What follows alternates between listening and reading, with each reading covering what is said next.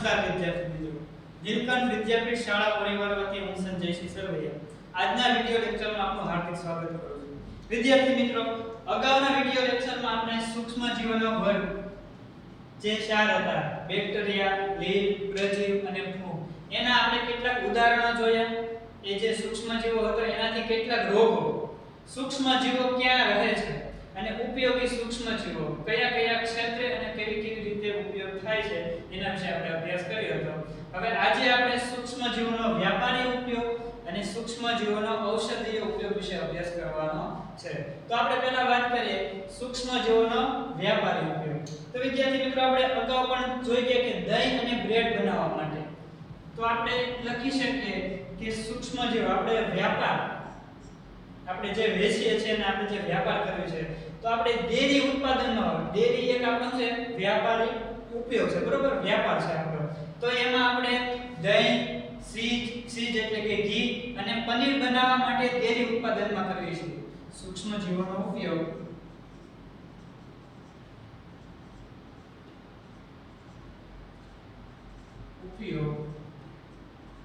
શેની માટે? દહીં, આપણે ખબર છે કે દૂધમાંથી દહીં કયા બેક્ટેરિયાના લીધે બને છે?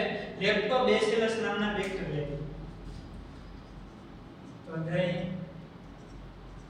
ચીઝ એટલે કે આપણે લખીએ કે ઘી, પનીર જેવા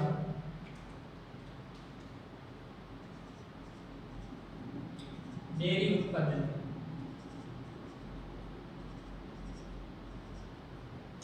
ત્યારબાદ આપણે એક પ્રવૃત્તિ જોઈ હતી કે મેંદાના કણકમાં ઈસ્ટની વૃદ્ધિ. ત્યારે પણ આપણે ઈસ્ટનો એક ઉપયોગ કર્યો હતો કે ઈસ્ટન, જે ઈસ્ટ છે એનીથી આપણે કેક, બ્રેડ અને પેસ્ટ્રીઝ બનાવી શકીએ. તો એવી બેકરી ઉદ્યોગમાં આપણે એનો ઉપયોગ કરી શકીએ છીએ.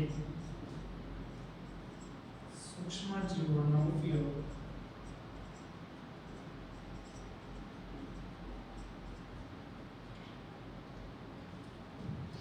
બ્રેડ, કેક, પેસ્ટ્રીઝ વગેરે જેવા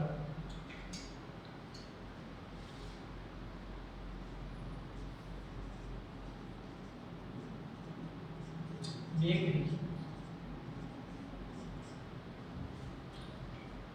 બીજો આપણે ઉપયોગ જોઈએ કે સૂક્ષ્મ જીવોનો ઉપયોગ આલ્કોહોલ એટલે કે દારૂ, વિનેગર, એસિટિક એસિડના ઉત્પાદનમાં થાય છે.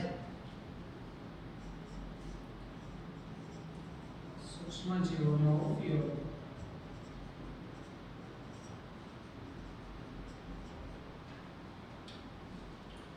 આલ્કોહોલ,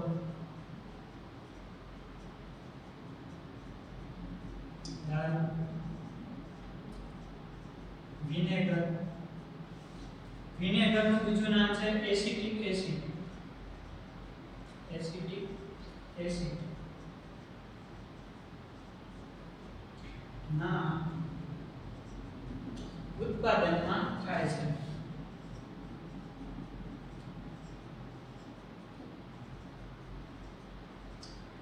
તો કે આલ્કોહોલ કેવી રીતે બનાવવામાં આવે? તો જવ, દહીં, ભાત અથવા તો દહીં, જવ અને જે ભાતો આપણે ચોખા કહીએ છીએ એ તથા કચરેલા ફળના રસોમાં પ્રાકૃતિક શર્કરા, પ્રાકૃતિક એટલે કે જે ફળોની રસની અંદર કુદરતી રીતે જે શર્કરા હોય, સ્ટાર્ચ, ખબર છે આપણે કાર્બોદિતનો પ્રકાર છે એ કઈ રીતના મળે? તો કે સ્ટાર્ચ અને શર્કરા સ્વરૂપે. તો ફળોના રસમાં જે શર્કરા છે એમાં ઈસ્ટને ઉછેરીને એની વૃદ્ધિ કરવામાં આવે છે. જેવી રીતે મેંદાની કણકમાં આપણે ઈસ્ટની વૃદ્ધિ કેવી રીતે કરતા હતા, તો એવી રીતે કચરેલા ફળોના રસ, જવ, દહીં અને ચોખા છે એમાં પ્રાકૃતિક શર્કરામાં ઈસ્ટની વૃદ્ધિ કરીને આલ્કોહોલ એટલે કે દારૂ બનાવવામાં આવે છે.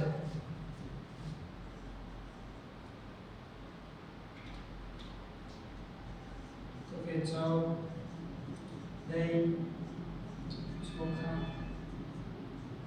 તેમજ કચરેલા ફળોના રસમાં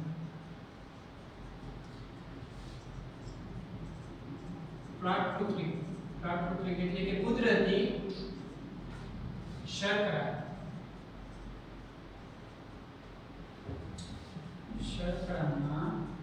કોને ઉછેરવાનું છે? ઈસ્ટને ઉછેરવું.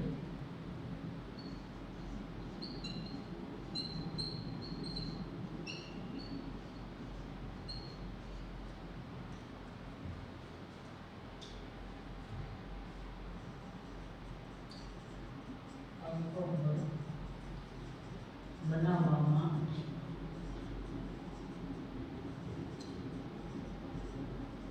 આવે છે. હવે વિદ્યાર્થી મિત્રો આપણે શર્કરામાં એક પ્રવૃત્તિ જોઈએ 2.4 કે શર્કરામાં ઈસ્ટ વડે થતી આથવણની પ્રક્રિયા દર્શાવો.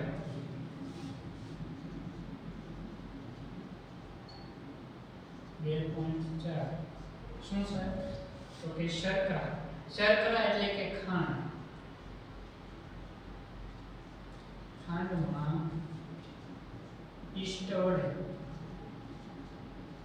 થતી આથવણની પ્રક્રિયા. આથવણ એટલે કે જ્યારે આપણે આલ્કોહોલ દારૂ બનાવીએ છીએ ત્યારે આથવણની પ્રક્રિયા કરવામાં આવે છે. દર્શાવો. હવે આપણે સાધન સામગ્રીની વાત કરીએ.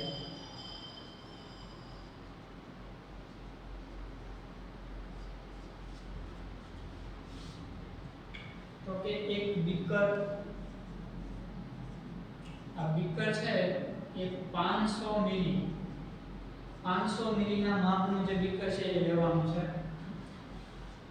ત્યારબાદ ઈસ્ટ કયા રૂપે છે? પાવડર સ્વરૂપે છે. શર્કરા એટલે કે ખાંડ અને પાણી.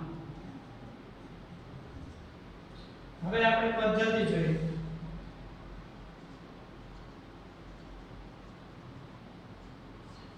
એમાં શું કરવાનું છે? તો કે 500 મિલી નું બીકર લઈ તેમાં 3/4 ભાગ જેટલું પાણી રેડો. બીજા ભાગનું પાણી રેડવાનું છે. તો કે 500 મિલી નું બીકર લઈ તેમાં 3/4 જેટલો ભાગ પાણી રેડો. હવે શું કરવાનું છે? તો કે આ દ્રાવણમાં 2 કે 3 ચમચી ખાંડ ઓગાળી એને નાખવાની છે. પણ શું કરવાનું છે? ઓગાળી નાખવાની છે. 2 કે 3 ચમચી ખાંડ ઓગાળી.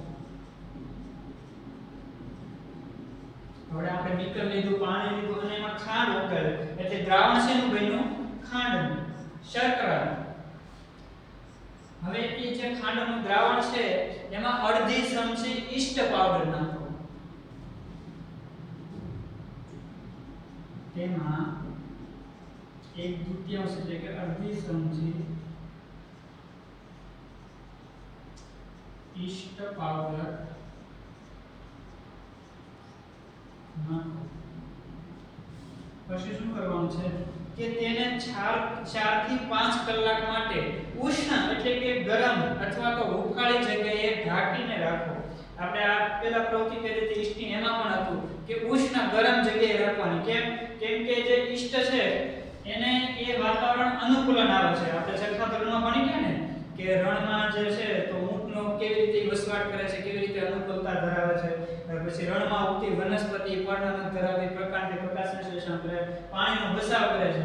ત્યારબાદ આપણે હિમ એટલે કે હિમાલયમાં કેવા પ્રાણીઓ રહેતા હતા. તો એનું જે સાંભળ્યું છે જાડું હોય છે, અંદર એને શરદી જમા થાય એટલે ઠંડી નથી લાગતી, રૂવાટી હોય છે. અને એની આપણે વનસ્પતિની વાત કરીએ તો કે સોયાકાર પર્ણ અને ઢળેલી ડાળીઓ હોય છે એટલે બરફ છે એ થતી નથી. એવી રીતે દરેક સજીવને કે વનસ્પતિ હોય કે આપણે તો અનુકૂળ વાતાવરણ હોય ત્યાં જે અંકુરિત અથવા તો એ ત્યાં વૃદ્ધિ પામે છે. એટલા માટે એ જગ્યા યોગ્ય છે. તો હવે ઈસ્ટને શું કરવાનું છે કે તેને 4 થી 5 કલાક કેવી જગ્યાએ કીધી ઉષ્ણ એટલે કે ગરમ અને આપણે હુફાળી પણ કહેવાય હુફાળી જગ્યાએ ઢાંકીને રાખવાનું છે ઢાંકીને મૂકો અથવા તો રાખો ત્યારબાદ શું થાય 4 થી 5 કલાક થાય તો આપણે જે ઢાંકેલું છે એ જોઈને આપણે સૂંઘવાનું છે આ જે દ્રાવણ છે ખાંડનું એ આપણે સૂંઘવાનું છે ત્યારબાદ તેને સૂંઘો હવે તમે એને સૂંઘશો એ દ્રાવણને તો તેમાં તમને આલ્કોહોલની વાસ આવશે શેની આવશે આપણે જેને સામાન્ય રીતે દારૂ પણ કહીએ છીએ તો એ જે શર્કરાનું દ્રાવણ છે એમાંથી આલ્કોહોલની વાસ આવે છે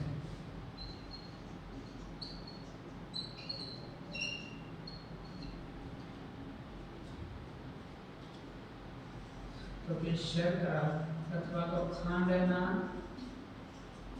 દ્રાવણમાંથી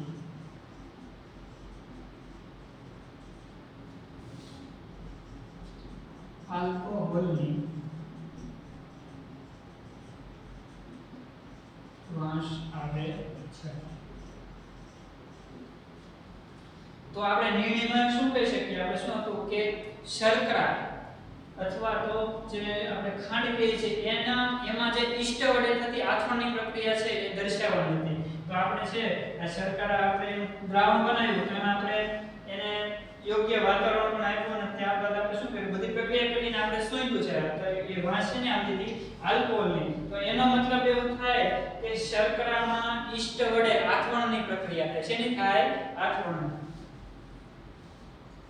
આપણે નિર્ણયમાં લખીએ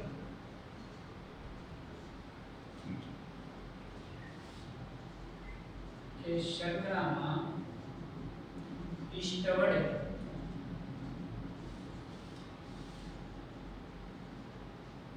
આથવણની પ્રક્રિયા થાય છે અથવા તો શર્કરાનું ઈષ્ટ જે છે શું કરે છે શર્કરાનું આલ્કોહોલમાં રૂપાંતર કરે છે તેથી આલ્કોહોલનું ઈષ્ટ વડે ઉત્પાદન થાય છે બરોબર તેથી આલ્કોહોલનું રૂપાંતર થાય છે શેમાંથી આપણે જે શર્કરા છે એના દ્રાવણમાં હવે આપણે જોઈએ કે આથવણ એ શું છે એની આપણે વ્યાખ્યા સમજીએ તો કે શર્કરા છે ખાંડનું આલ્કોહોલમાં રૂપાંતર થવાની પ્રક્રિયાને આથવણ કહે છે આથવણની પ્રક્રિયા શું તો કે શર્કરાનું આલ્કોહોલમાં રૂપાંતર થવાની પ્રક્રિયાને આથવણ કહે છે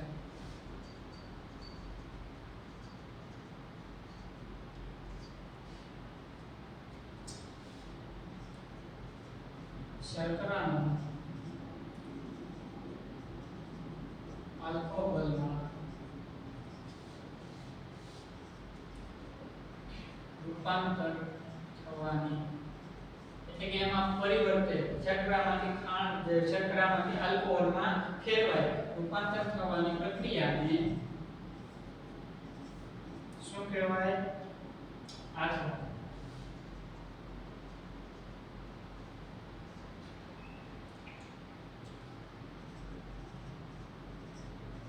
અને એમ કીધું તો કે શર્કરામાંથી આલ્કોહોલમાં રૂપાંતર થાય એ પ્રક્રિયા કઈ તો કે આથવણની પ્રક્રિયા બરોબર હવે આ પ્રક્રિયાની શોધ કોણે કરી છે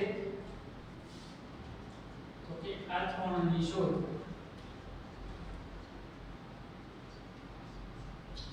1857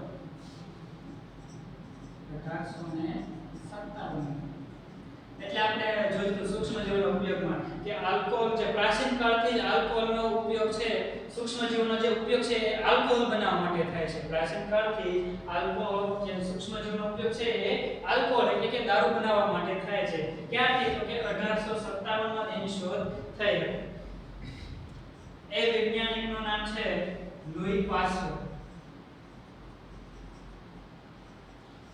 પાસ્ચર નામના વૈજ્ઞાનિકે આથોણની શોધ કરી હતી કઈ સાલમાં 1857.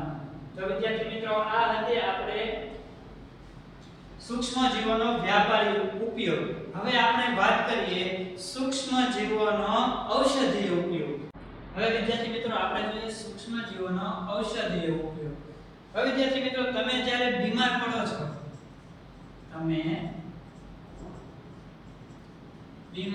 છો, બરોબર, તો તમે ક્યાં જાઓ છો? હોસ્પિટલ અથવા તો દવાખાને. હવે તમે દવાખાને જાઓ છો તો ડોક્ટર છે એ કાં તો તમને પેનિસિલિન નું ઇન્જેક્શન આપશે, અથવા તો તમને એન્ટીબાયોટિક ગોળી આપશે, અથવા તો તમને કેપ્સ્યુલ આપશે. શું આપશે? તો કે પેનિસિલિન નું ઇન્જેક્શન,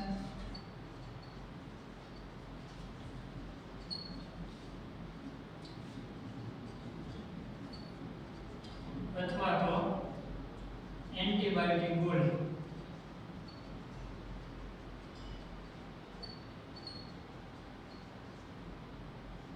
અથવા તો તમને શું આપશે? કેપ્સ્યુલ. આટલી વસ્તુ આપશે. હવે આપણે આગળના ધોરણમાં એવું ભણી ગયા કે ઉર્જા અથવા તો પ્રકાશનો સ્ત્રોત છે એ સૂર્ય છે, ત્યારબાદ પાણીનો સ્ત્રોત છે એ વરસાદ છે. તો આપણે જોઈએ કે ઔષધોનો જે સ્ત્રોત છે એ સૂક્ષ્મજીવ છે. કોણ છે? સૂક્ષ્મજીવ.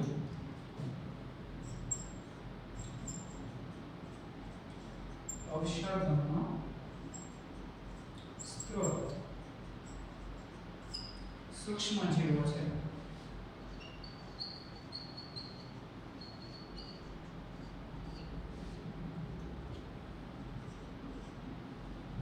હવે આ સૂક્ષ્મ આજે આપણે ઔષધો છે એ શું કાર્ય કરતા હશે? તો કે તે આપણા શરીરમાં રોગ પેદા કરનારા સૂક્ષ્મ જીવોને નષ્ટ કરે છે. શું કરે છે? રોગ પેદા કરનારા સૂક્ષ્મ જીવોને નષ્ટ કરે છે, અથવા તો તેની વૃદ્ધિ છે એ અટકાવે છે. એનો વિસ્તાર વધતો હોય, એકમાંથી બે છે અને એવી રીતે કેટલાય બધા થઈ જાય, બરોબર. તો આપણા કોષો પર આક્રમણ કરે અને આપણને શું કરે? બીમાર કરે. તો એની વૃદ્ધિ છે એ આપણે આવા ઔષધો લઈએ તો એ અટકાવી દે છે. તો તે એટલે કે ઔષધ બીમારી પેદા કરનાર સૂક્ષ્મ જીવોને નષ્ટ કરે છે. નષ્ટ એટલે કે નાશ કરે છે.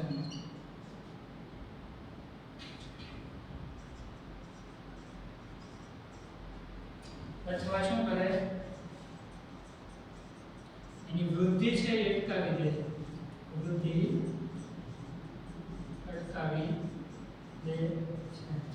હવે જે આ પ્રકારના ઔષધો છે એને એન્ટીબાયોટિક કહેવાય. આવા પ્રકારના ઔષધો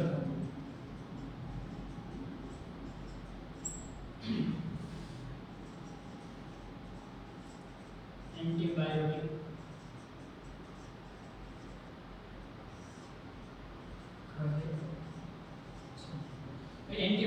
એન્ટીબાયોટિક શું કાર્ય કરે છે?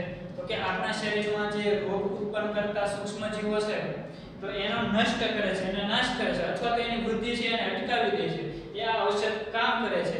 અને એ આપણે જે દવાખાનામાંથી એન્ટીબાયોટિક ગોળી લઈએ છે એ શું છે? સૂક્ષ્મ જીવોમાંથી બનેલું છે, નિષ્ક્રિય સૂક્ષ્મ જીવોમાંથી બનેલું છે. અને એ રોગ જે પેદા કરે છે એ સૂક્ષ્મ જીવોને નષ્ટ કરે છે. હવે આપણે જોઈએ તો કે આ એન્ટીબાયોટિક બને શેમાંથી? તો કે આજકાલ ફૂગ અને બેક્ટેરિયામાંથી. શેમાંથી? ફૂગ તેમજ બેક્ટેરિયામાંથી એન્ટીબાયોટિકનું ઉત્પાદન થાય છે.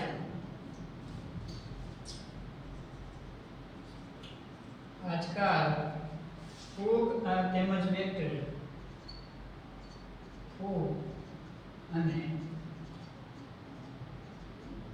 બેક્ટેરિયામાંથી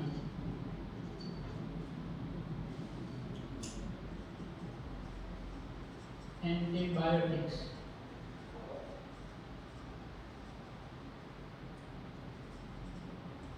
ઉત્પાદન થાય છે. હવે હવે આપણે કેટલીક એન્ટીબાયોટિકના ઉદાહરણ લખીએ. એ થોડાક જે ઉદાહરણો છે એ નામ છે એ અઘરા છે. તમારે 2-3 વાર રિવિઝન કરીને તમારે મનમાં બોલવાનો પ્રયત્ન કરવાનો છે અને એ નામ છે તમારે પાકા કરવાના છે. એન્ટીબાયોટિક્સ.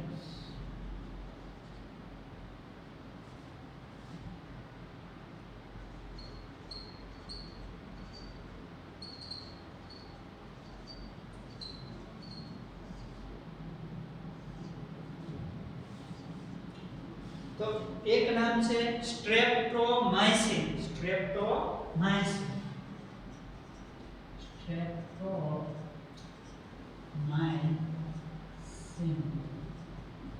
ત્યારબાદ બીજું છે એરિથ્રોમાઇસિન.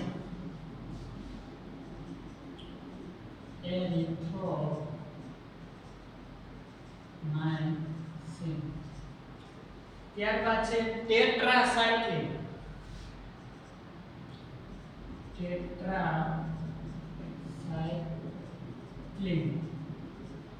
અને એક આપણે લખી કે પેનિસિલિન.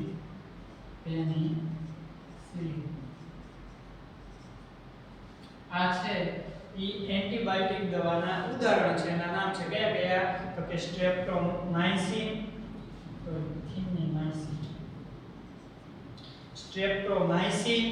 એરિથ્રોમાઇસિન, ટેટ્રાસાઇક્લિન અને પેનિસિલિન છે એ એન્ટીબાયોટિકના નામ છે જે આ સામાન્ય છે, આપણે સામાન્ય રીતે ઉપયોગ કરીએ છીએ. હવે આપણે જોઈએ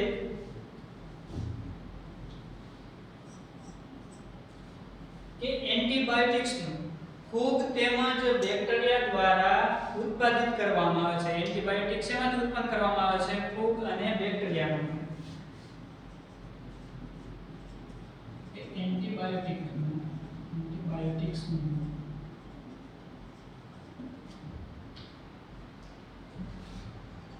ફૂગ તેમજ બેક્ટેરિયા દ્વારા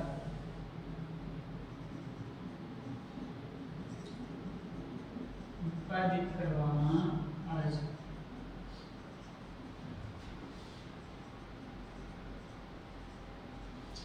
હવે એને બનાવવામાં કેવી રીતે આવે છે? તો કે વિશિષ્ટ પ્રકારના, એટલે કે અલગ જ પ્રકારના જે બેક્ટેરિયા છે અથવા તો જે સૂક્ષ્મ જીવો છે એનું સંવર્ધન એટલે કે દાખલા તરીકે ફૂગ છે. એક દાખલા તરીકે આપણે તમને પેનિસિલિયમ નામની એક ફૂગ આપણે ઉદાહરણ હતું અને એમાંથી મેં તમને એ પણ કીધું હતું કે એમાંથી પેનિસિલિન છે એન્ટીબાયોટિક બને. તો આપણે તમારા જે ટેક્સ્ટ બુકમાં છે ડોક્ટર એલેક્ઝાન્ડર ફ્લેમિંગનો એક પોસ્ટર એ તમે વાંચો એટલે એમાં તમને ખ્યાલ આવશે કે કેવી રીતે બને. તો કે વિશિષ્ટ પ્રકારના સૂક્ષ્મ જીવોનું સંવર્ધન કરે. શું કરે? એને નિષ્ક્રિય કરી નાખે અને એને આપણે રસી સ્વરૂપે આપણા શરીરમાં દાખલ કરે. તો બીજા જે સૂક્ષ્મ જીવો છે રોગકારક, આપણે જે રોગ ઉત્પન્ન પેદા કરે છે એનો એ નાશ કરે છે. એની સાથે જે આપણે આ ફૂગમાંથી સંવર્ધન કરીને આપણે એન્ટીબાયોટિક બનાવ્યું હોય તો એની સાથે આપણા શરીરમાંથી એન્ટીબોડી જોડાઈ જાય અને જે રોગકારક જે સૂક્ષ્મ જીવો છે એનો નાશ કરે. તો શું કરે? તો કે વિશિષ્ટ પ્રકારના સૂક્ષ્મ જીવોનું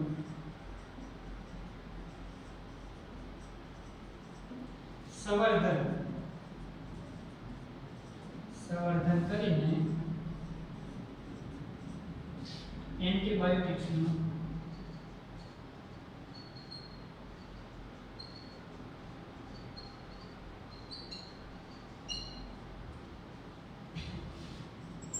ઉત્પાદન કરવામાં આવે છે.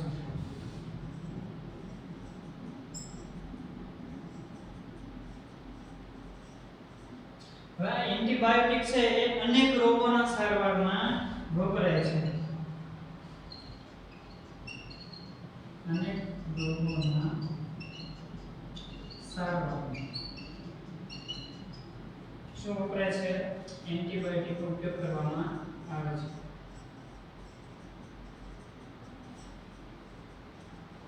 એન્ટીબાયોટિક છે વપરાય છે. હવે આપણે તો જોઈએ પેનિસિલિન ફૂગમાંથી એક જે પેનિસિલિન એન્ટીબાયોટિક બનાવે છે એક વૈજ્ઞાનિકે, તો કે ડોક્ટર એલેક્ઝાન્ડર ફ્લેમિંગ 1929 પેનિસિલિયમ આપણે ઉદાહરણ લીધું છે આગળ પેનિસિલિયમ એ શું છે કોનું ઉદાહરણ છે ફૂગનું પેનિસિલિયમ છે એ મોલ્ડ ફૂગમાંથી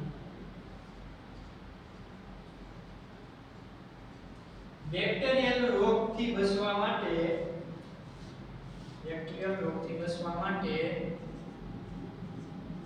પેનિસિલિન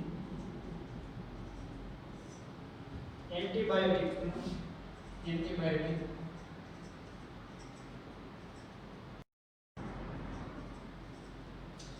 બનાવી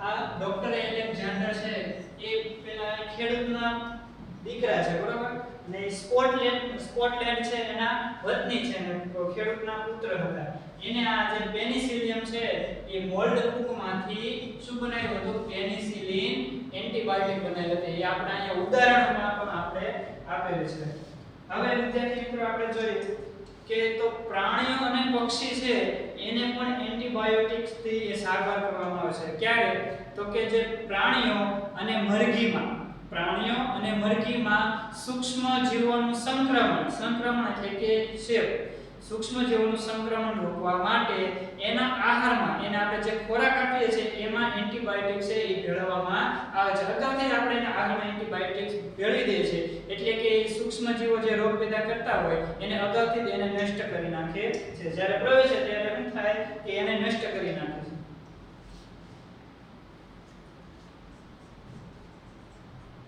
તો કે પ્રાણીઓ અને મરઘીમાં સૂક્ષ્મ જીવો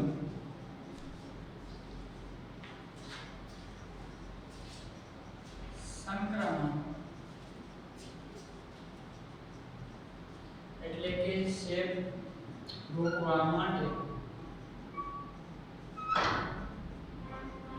તેના આહાર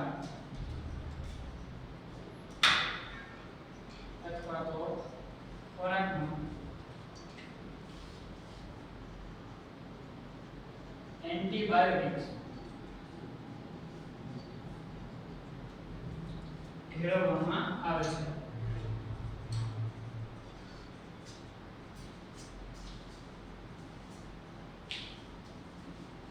જેનો ઉપયોગ શું છે તો કે તેનો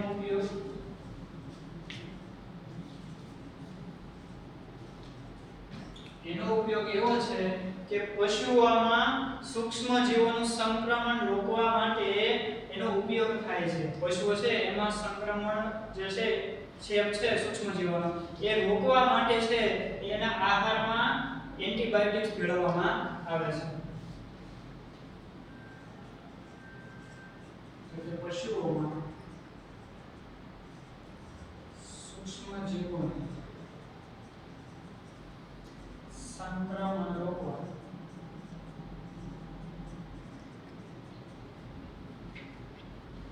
માટે શેનો એન્ટીબાયોટિક્સ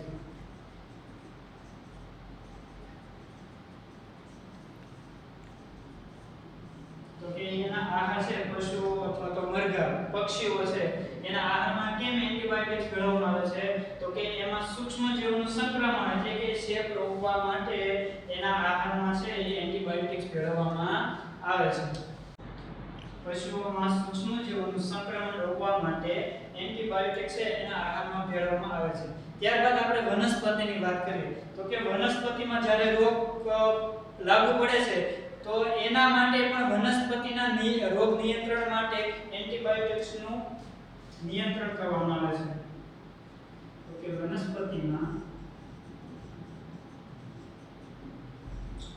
રોગ નિયંત્રણ માટે પણ તેનો એટલે કે એન્ટીબાયોટિક્સનો ઉપયોગ થાય છે તેનો ઉપયોગ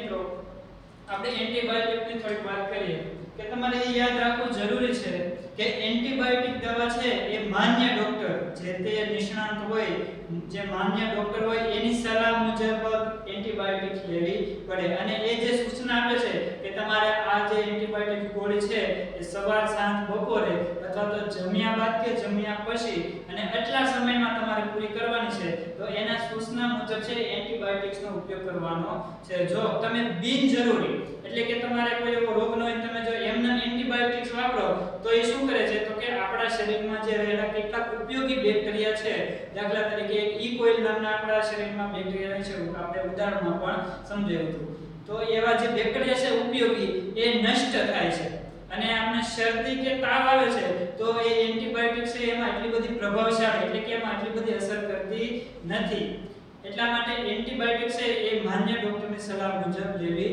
જોઈએ તો વિદ્યાર્થી મિત્રો આજના વિડિયો લેક્ચરમાં બસ આટલું હવે આપણે આગળના વિડિયો લેક્ચરમાં વેક્સિન એટલે કે રસી અને ભૂમિની ફળદ્રુપતામાં વધારો સૂક્ષ્મજીવોની મદદથી ભૂમિની ફળદ્રુપતામાં વધારો એના વિશે અભ્યાસ કરીશું